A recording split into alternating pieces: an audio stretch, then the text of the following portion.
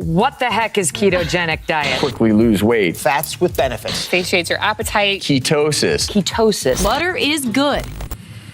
Explain yourself. The ketogenic diet. Let's break down what all this hype is about. I'm gonna tell you what it is, briefly how it works, and discuss some of the claims that are most commonly made on the subject. Let's get started.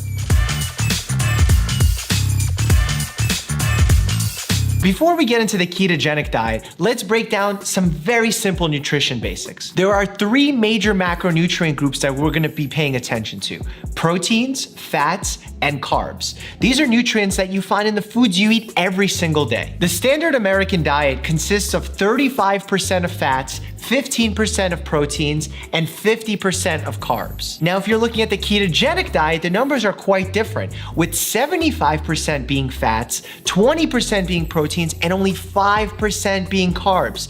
Think about that. That's 10 times less carbs than in the standard American diet.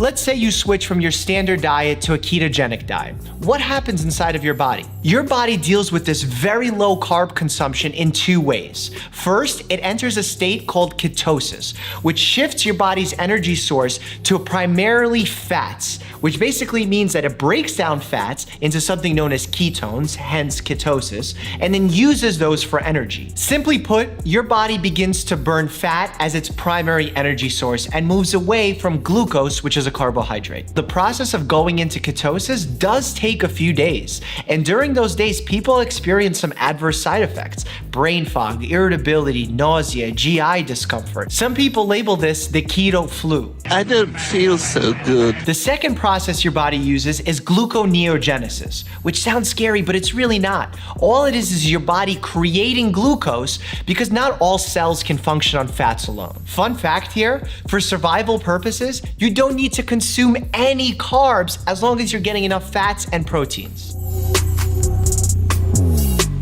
Now, where did all of this hype for the ketogenic diet come from? Let's take a look at the claims and find out what's true and what's not. Claim number one, the ketogenic diet is good for weight loss. Yeah, the ketogenic diet is good for weight loss, and this happens through two important mechanisms. First, since you're using fats as your primary energy source, you're burning a lot of stored fat. Second, because fat is very satiating, makes you feel full, when you eat a high fat content meal, you actually don't want to eat as much, therefore you limit the amount of calories you take in throughout the day. A lot of people are surprised that when they start the keto diet, that they lose weight very quickly. But that's a little misleading, because the majority of the weight loss initially comes from water loss, not fat loss. For those of you seeking long-term weight loss, the ketogenic diet is not super sustainable. It's graduation day, all your friends are going to get ice cream, some of them are getting a cookies and cream milkshakes, and you can't have any because you're on a keto diet. That's crazy. You have to be super vigilant when you're on the ketogenic diet,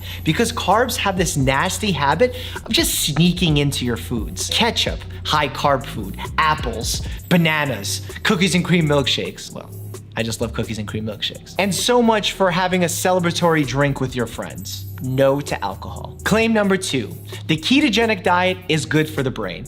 The truth of the matter is, the jury's still out on this one, because science hasn't given us the answer. The research on this area just hasn't been completed yet. Anecdotally, some people say they feel more focused or sharper when they're ketogenic diet, but I've also heard from patients of mine that they feel foggier and that keto flu stays with them much longer than anticipated. So I don't like using anecdotes as reasons why a certain diet is good or not. I need quality research, which I just don't have. Claim number three, the keto diet prevents or manages many chronic diseases. This is a yes and no answer. Where keto diet really shines is in type 2 diabetes. Because when you have type 2 diabetes, you have insulin sensitivity issues, you have high sugar content in the blood, and research has shown over and over again that the ketogenic diet for type 2 diabetes works.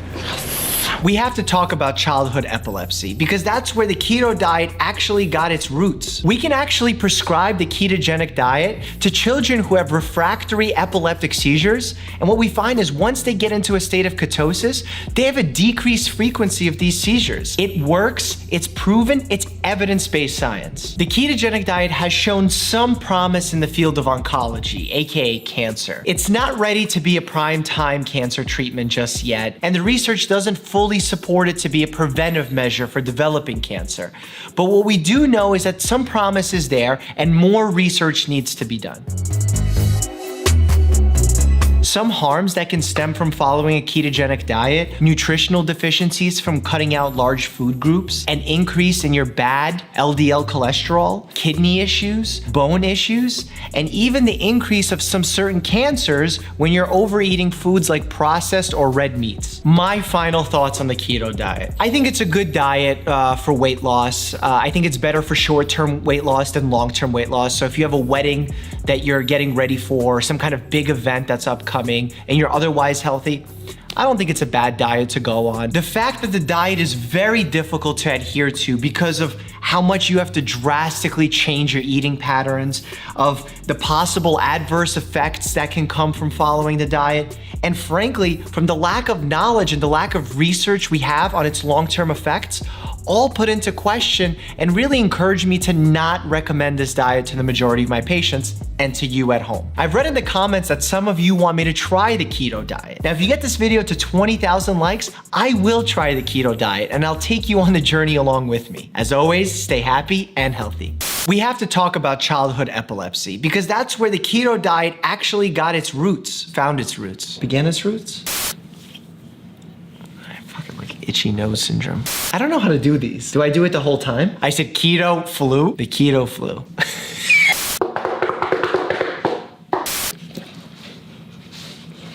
Settle down, Bear. Is it weird if he just pops into frame?